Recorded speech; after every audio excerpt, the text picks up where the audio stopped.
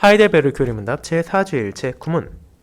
그렇다면 하나님께서 사람이 지킬 수도 없는 것을 율법에서 요구하시는 것은 사람을 부당하게 대우하시는 것이 아닙니까? 그렇지 않습니다.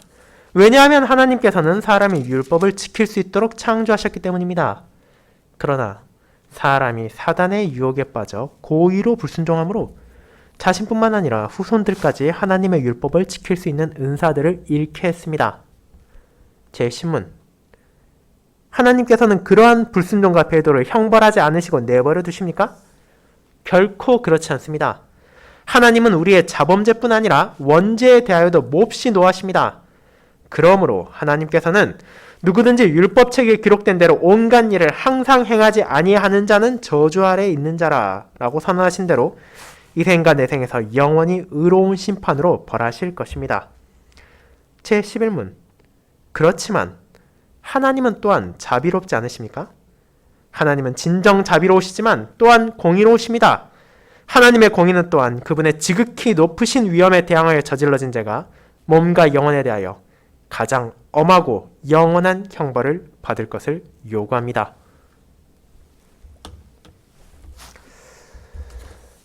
제4주일에 대한 말씀 봉사는 오전과 마찬가지로 호주 마운트 나스라 교역교회 르벤 브레너 목사님의 설교를 말씀 봉사한 후 찬송 1A장을 통해 함께 사도신경을 고백한 후 시편 85편 3절 4절을 이어서 부르도록 하겠습니다. 사랑하는 주 예수 그리스도 안에 있는 형제 자매님들, 우리는 하나님과 만나기 위해 지금 이 예배에 참여하고 있습니다. 그럼 하나님은 어떤 분이십니까? 라고 되묻는다면 어쩌면 이것은 이상한 질문처럼 느껴질 수도 있습니다.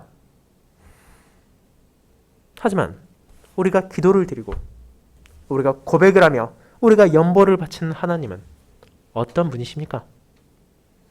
이는 우리의 공적인 예배 시간만이 아니라 주중에 개인적인 묵상 시간에 기도를 드릴 때, 말씀을 읽을 때, 우리의 일상의 소명에서 그분을 섬길 때에도 생각할 만한 가치가 있습니다. 우리의 하나님은 어떤 신이십니까? 그분의 권능을 떠올리고 그분의 신시하심을 생각하며 그분의 인내하심과 긍휼하심, 영원하심을 한번 반추해 보도록 합시다. 그와 같은 하나님의 성품들을 생각하는 것은 우리에게 유익합니다. 그리고 오늘 우리는 교리문답을 통해 그에 대한 도움을 받을 것입니다. 교리문답은 제1주일로부터 시작하여 우리를 신자로서 위로하고 인도하는 것으로 가득합니다. 그럼에도 이는 동시에 진실로 하나님 중심적인 고백서입니다. 왜냐하면 이 두 가지 실제로 매우 밀접한 관계에 있기 때문입니다. 우리가 우리의 하나님에 대해 알면 알수록 우리는 더욱 격려와 위로를 받게 되기 때문입니다. 오늘 우리가 살펴볼 제4주일에서 우리는 하나님의 수많은 속성 가운데 일부에 대해 알아볼 것입니다. 자, 하나님은 어떤 분이십니까? 제4주일은 우리의 하나님이 공의의 하나님이시며 자비의 하나님이시라는 것을 언급합니다. 그리고 우리가 이를 다시 한번 세심히 살펴본다면 하나님께서 죄에 대해 노하신다는 것, 죄를 벌하신다는 것, 하나님의 거룩한 요구, 그리고 심지어 그분의 지극히 높으신 위엄에 대한 인용을 발견하게 됩니다. 그리고 이와 같은 진리들과 함께 우리는 하나님의 천상의 옥자로 나아갑니다. 우리가 성경을 펼쳐볼 때 우리는 죄로부터 우리를 구하시고 생명을 주신 거룩하신 하나님을 만나봅니다. 그렇다면 그처럼 지극히 높으신 하나님께서 우리와 같은 죄인에게 관심을 가지신다는 게 어떻게 가능합니까? 어떻게 그분께서 우리를 구원하십니까? 그것은 하나님은 사랑이시다 라는 답만으로는 부족합니다. 하나님은 살아계시지만 또한 공의로우신 분이기 때문입니다. 그렇다면 어떻게 그분의 완전한 공의가 우리와 같은 악인들이 이 땅에서 자유롭게 걸어다니는 것을 허용할 수 있습니까? 그것이 바로 시편 85편의 도움을 받아 교리문답 제4주일을 살피며 우리가 생각할 내용입니다. 저는 이 주제에 대한 하나님의 말씀을 인애와 진리가 함께 만나고 라는 제목으로 설교하고자 합니다. 그리고 이를 세 부분으로 나누어 하나님의 인애, 하나님의 진리, 그리스도 안에서의 온전한 만남으로 함께 나누도록 하겠습니다. 먼저 하나님의 인애에 대해 살펴보겠습니다. 형제자매 여러분, 우리는 때때로 사전을 필요로 하는 경우가 있습니다. 여러분이 누군가 대화를 하거나 토론을 할 때 무언가에 대해 정의를 내리는 것이 도움이 되는 경우가 있기 때문입니다. 그와 같이 어떤 어렵거나 복잡한 주제에 대해 말할 때 핵심적인 용어가 무엇인지를 모두가 알 수 있도록 설명하는 것은 유익합니다. 자, 그렇다면 자비란 무엇입니까? 제 사전은 자비에 대해 능력을 가진 한 사람이 선의를 구할 수 없는 다른 사람에게, 특별히 죄를 지은 자에게 베푸는 긍휼이나 관용이라고 정의하고 있습니다. 저는 이 정의가 마음에 듭니다. 왜냐하면 이것은 자비가 그것을 받을 가치가 없는 사람에게 주어진다는 것을 강조하기 때문입니다.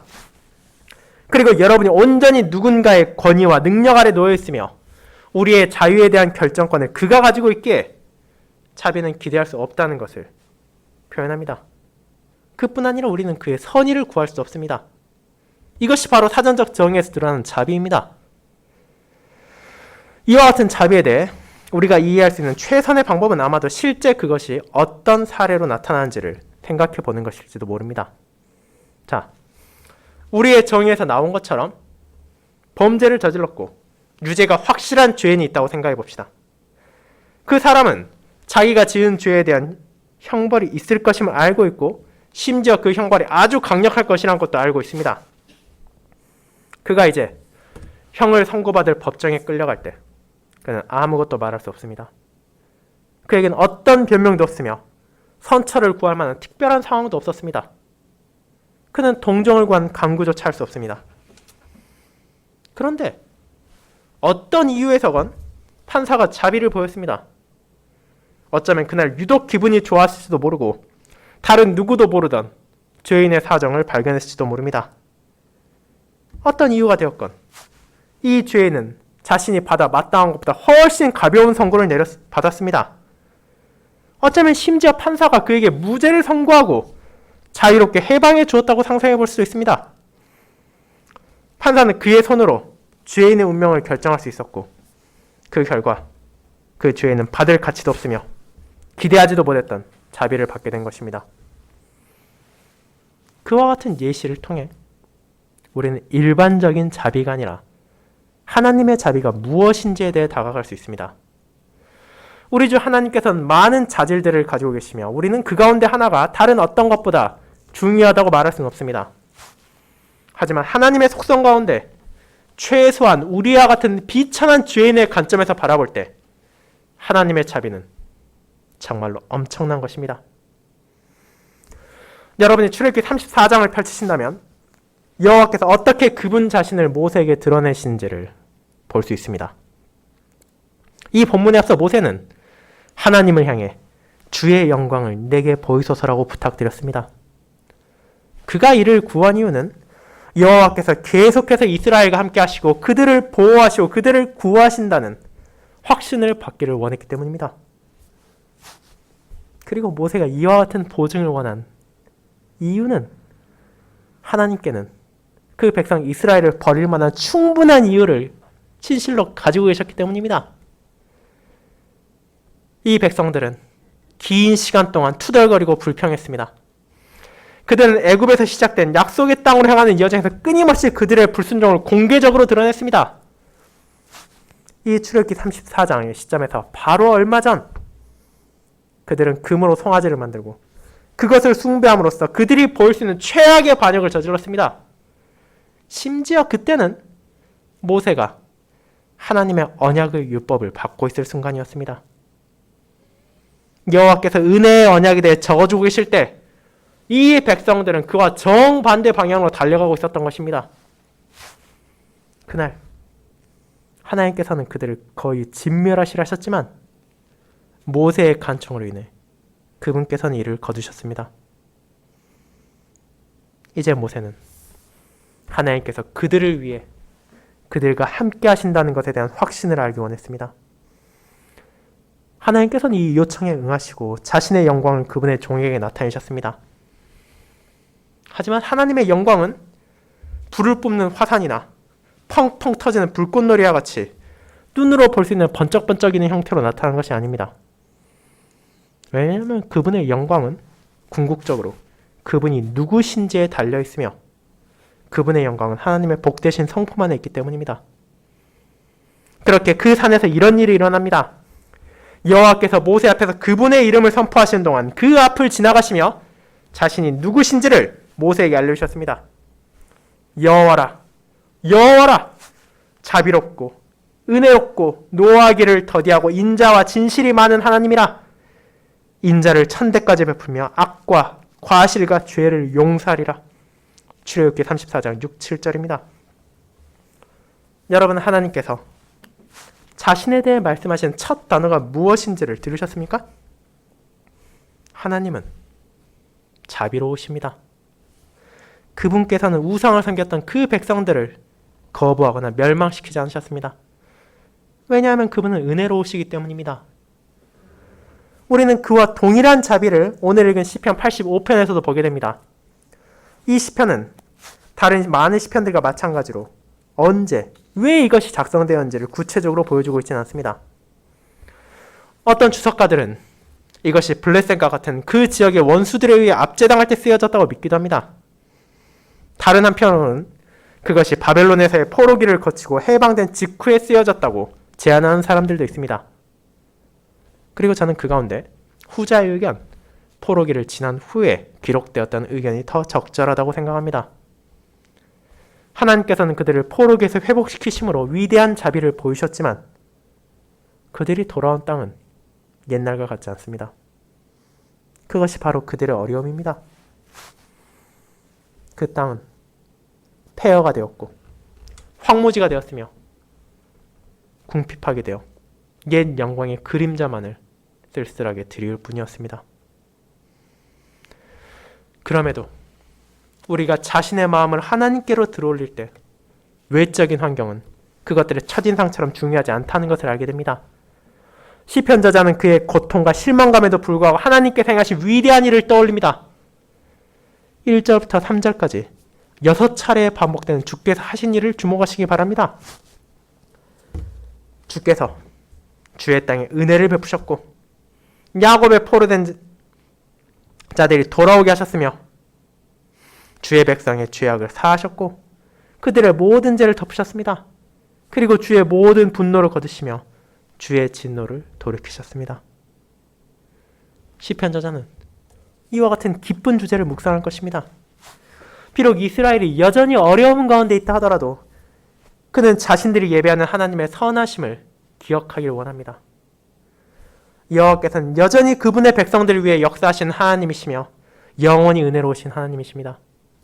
왜냐하면 그분께서는 그들을 돌아오게 하지 않으시고 영원히 포로를 잡혀있게도 할 수 있었기 때문입니다. 그들의 모든 죄악과 언약의 거부로 인해 하나님께서는 그들을 떠날 권리가 있으십니다. 하지만 그분께서는 그렇게 하지 않으셨고 그렇게 하지 않으십니다. 그렇게 시편 저자는 이어서 말합니다. 주의 백성의 죄악을 사하시고 그들의 모든 죄를 덮으셨나이다. 그들의 모든 고난의 중심에는 결국 죄의 문제가 있습니다. 70년간의 포로기 동안 하나님께서는 그들의 불순종을 벌하셨습니다. 그럼에도 하나님께서는 그분의 자비하심으로 그 백성을 용서하셨습니다. 이 시편이 말하는 문자 그대로 마치 수십 톤의 무게에 달하는 누구도 옮길 수 없는 짐을 제거하는 것처럼 그분께서는 그 백성의 죄악을 사하셨습니다. 그리고 그분께서는 피의 속죄 제사를 통해 그들의 죄를 덮어주셨습니다. 그리고 이 모든 것을 행하심으로 그들의 모든 죄를 덮으신 것입니다. 이것이 얼마나 크고 놀라운 선물입니까? 하나님께서는 우리의 죄 가운데 일부만을 용서하신 것이 아닙니다. 누구나 이해할 만한 사소하고 작은 죄들만 용서하시고 추악하고 수치스러운 것은 그대로 우리 안에 남겨두신 것이 아닙니다. 그렇습니다. 우리가 회개할 때 우리는 우리의 모든 죄악의 용서를 받습니다. 비록 그 죄악의 무게가 무거워 누구도 제거할 수 없을 것처럼 보인다 하더라도, 비록 그 얼굴이 너무나 추악하고 깊게 새겨져 무엇으로도 덮을 수 없는 것처럼 느껴진다 하더라도 하나님께서는 이것을 용서하시고 이를 덮으십니다. 그렇기에 시편 저자는 하나님께서 자신의 백성들에게 얼마나 선한 분이신지를 기억합니다. 그리고 여러분이 이와 같은 큰 은혜를 받았다면, 여러분이 기대한 것 이상을 이미 누군가로부터 받았다면 우리는 차마 그 이상을 요구하지 못할 것입니다. 하지만 시편 저자는 여기에 하나의 요구를 더합니다. 주께서 우리를 다시 살리사 주의 백성이 주를 기뻐하도록 하지 아니하시겠나이까. 6절입니다. 하나님의 풍성한 자비에도 불구하고 그분의 백성들은 위축되어 있었습니다.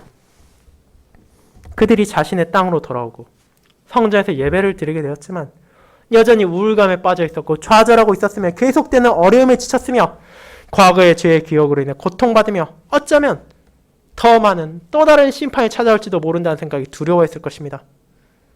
그렇게 시편 저자는 땅의 회복을 구했으며 그들의 마음과 그들의 영혼의 회복을 구했습니다. 주께서 우리를 다시 살리지 아니하시겠나이까? 다시 살리소서. 포로에서 풀려나고 죄에서 용서받은 것만으로 죄송합니다. 포로에서 풀려나고 죄에서 용서받은 것만으로는 부족합니다. 우리는 기쁨을 회복해야 하며 믿음을 회복해야 하며 거룩을 회복해야 합니다. 그리고 만약 우리가 믿음 안에서 자라나고 앞으로 나아가며 그리스도를 더욱 순종하게 된다면 우리는 전적으로 하나님께서 우리를 변화시키시길 의지하게 됩니다. 우리를 다시 살리소서. 그리고 하나님의 은총에 대한 요구가 이어집니다. 여호와여, 주의 인자하심을 우리에게 보이시며 주의 구원을 우리에게 주소서. 죄인으로서 우리는 하나님의 선하심을 요구할 수 없으며 그럴 권리도 가지고 있지 않습니다. 그렇게 이와 같은 간청이 우리가 할 수 있는 모든 것입니다. 하나님의 자비야말로 우리의 유일한 소망이며 생명입니다. 교림답이 11문에서 그렇지만 하나님은 또한 자비롭지 않으십니까? 라고 묻는 것처럼 말입니다. 그리고 그분은 분명 자비로우십니다. 영어에서도 그리고 우리 한국어에서도 자비란 말은 풍성한 의미를 가지고 있지만 히브리어에서는 더욱 그러합니다. 이 자비라는 단어에는 헌신의 의미가 포함되어 있습니다. 그것은 판사가 어떤 죄인에게 관대함을 보이는 단발적인 사건이 아닙니다. 자비가 가리키는 히브리어는 헌신적인 사랑, 그리고 끊어지지 않는 사랑을 의미합니다. 오늘날 우리가 누군가에게 자비를 구할 때, 특별히 그것이 3차례, 4차례나 계속 요청한 것이라면 우리는 그들이 짜증을 내지 않을지, 내팽개치지 않을지, 질려버리지 않을지 걱정할 것입니다. 하지만 하나님의 자비는 결코 마르지 않으며 그분의 은혜는 결코 끊어지지 않습니다. 여러분의 죄책감과 고난 가운데 하나님께서 그분을 경외하는 이들에게 계속해서 긍휼하심을 보인다는 것을 기억하십시오. 그것이 바로 언약의 신실하신 하나님이십니다. 우리로 인해서가 아니라 바로 그분으로 인해 하나님은 변치 않는 자비를 보이십니다. 그럼에도 그 자비는 결코 진리를 떠난 것이 아닙니다. 이것이 우리를 두 번째 하나님의 진리로 인도합니다. 성도 여러분, 만약 제가 다시 한번 사전을 펼쳐본다면 진리의 의미가 무언가가 참되고 정확한 상태나 특징이라는 것을 보게 될 것입니다. 진리란 높은 기준에 의해 측정된 것입니다. 예를 들어 부모를 향한 아이들의 발언은 정직 혹은 부정직의 기준에 따라 판단될 것입니다. 뉴스 기사는 그것이 진실된 것인지 혹은 거짓을 섞은 것인지에 대해 평가받을 것입니다. 그리고 법정에서의 판결은 그것이 공의로운지 혹은 불의한지로 받아들여질 것입니다.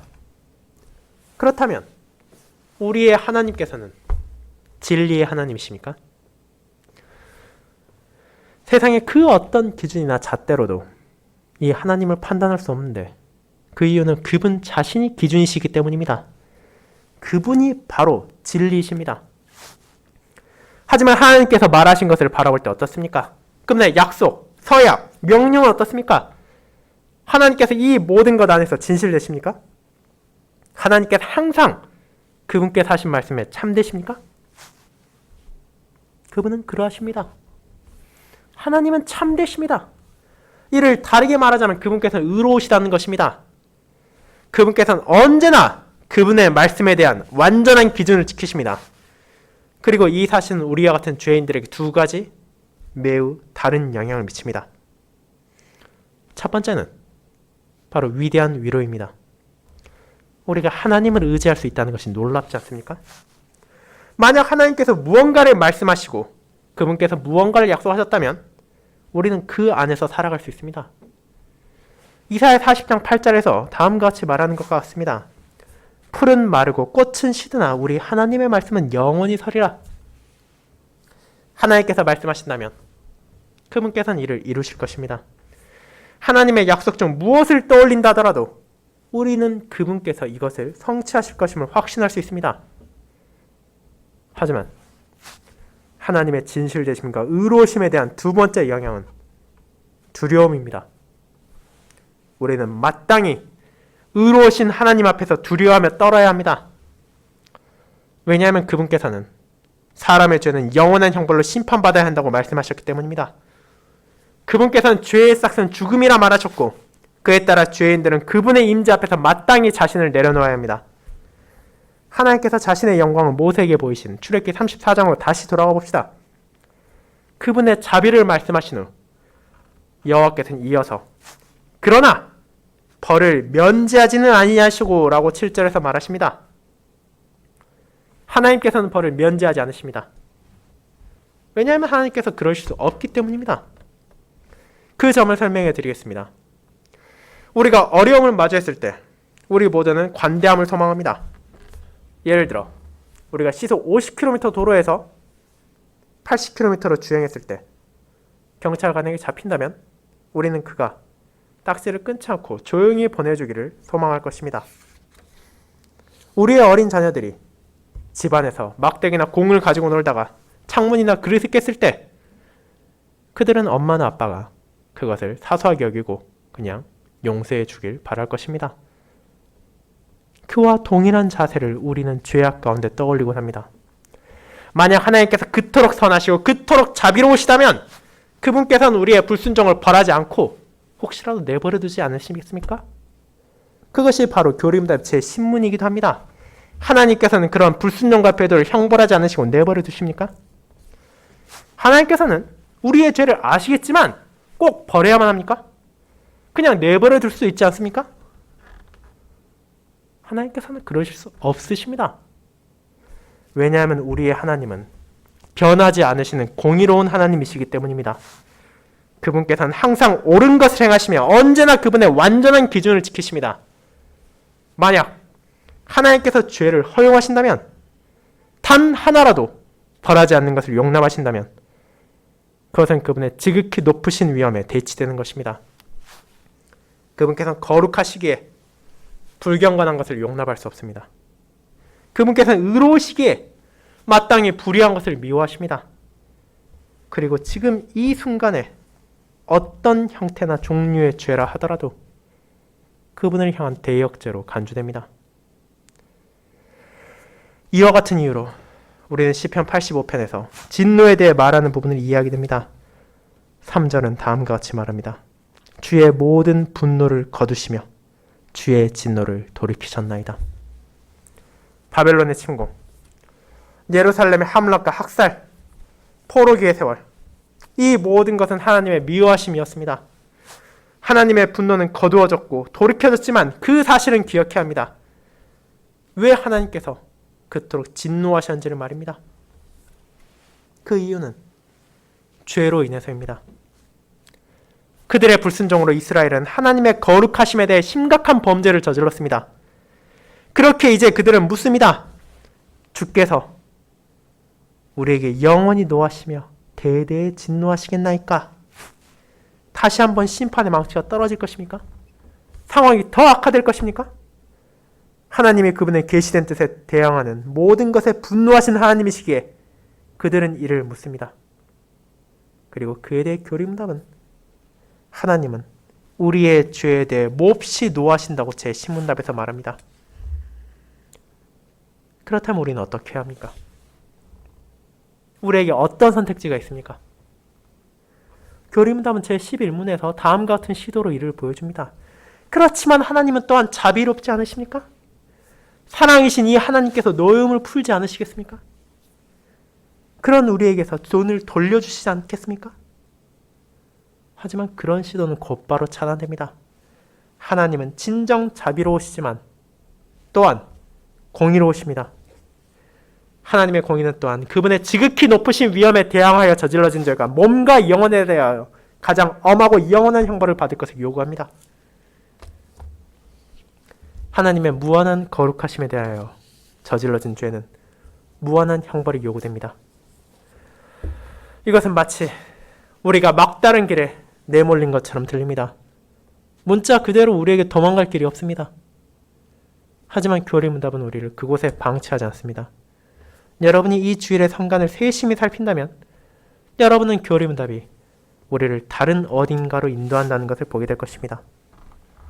이는 우리를 복음으로 인도하며 우리에게 조용히 십자가를 가리킵니다. 그곳이 바로 하나님께서 자비를 보이신 곳이시며 인애와 진리가 함께 만나는 장소이기 때문입니다. 세 번째, 그리스도 안에서의 온전한 만남을 살펴보겠습니다. 성도 여러분, 시편 저자가 하나님을 향한 기도를 이어갈 때 그는 답을 받을 준비를 하고 있었습니다. 그리고 그는 하나님을 알고 있었기에 응답이 있을 것도 알았습니다. 내가 하나님 여호와께서 하실 말씀을 들으리니 무릇 그의 백성 그의 성도들에게 화평을 말씀하실 것이라. 8절입니다. 비록 하나님께서 진노하신다 하더라도 그분께서는 화목과 회복의 말씀으로 다가오실 것입니다. 그곳에서는 증오가 아니라 아름다운 평안이 있을 것입니다. 어떻게 이것이 가능합니까? 하나님의 자비가 그분의 공의보다 더 강력하기 때문입니까? 결국 하나님의 사랑이 언제나 그분의 진리보다 더 중요하기 때문입니까? 하나님이 하나님이시기에 그럴 수 없습니다. 하나님께서는 결코 그분의 사랑과 진리, 권능의 부딪힘으로 자가당착에 빠지지 않으십니다. 물론 우리는 종종 그런 갈등을 경험합니다. 우리는 1시간 전엔 아주 자상하며 친절하다가도 한두 시간 후에는 불평, 불만으로 가득한 이기주의자가 될 수도 있습니다. 특별한 이유도 없이 말입니다. 우리의 인격은 변덕스럽고 일관되지 않으면 모순되어 있기 때문입니다. 그렇게 때때로 우리는 우리의 선한 면이 악한 면을 이기기를 바라기도 합니다. 그럼에도 하나님께서는 다르십니다. 그분은 영원히 그분으로서 변하지 않으십니다. 그래서 이와 같이 인도됩니다. 이것이 하나님의 구원이 가능한 이유입니다. 10절을 보십시오. 인애와 진리가 같이 만났습니다. 하나님의 성품이 경이롭게 조화를 이루고 온전하게 하나가 됩니다. 하나님 안에서 자비와 진리 간의 완전한 조화가 있습니다. 그분께서는 그분의 공의에 따라 이스라엘을 벌하셨지만 이제 그분의 진노를 돌이키셨습니다. 그분께서는 다시 그들에게 인자를 보이실 것입니다.